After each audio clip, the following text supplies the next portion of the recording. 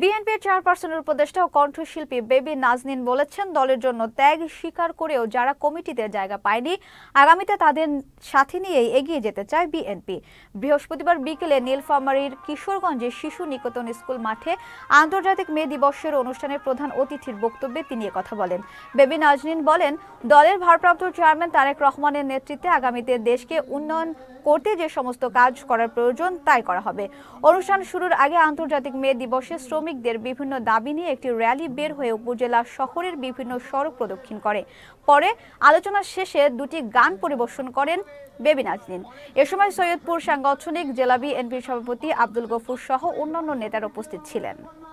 যে কমিটি পায় নাই, পদ পায় নাই, জীবন দিয়ে দিচ্ছে দলের জন্য, সেই প্রকৃত লিডার, সেই প্রকৃত কর্মী। আমরা তাদেরকে চাই, আমরা তাদেরকে নিয়ে এগোতে চাই।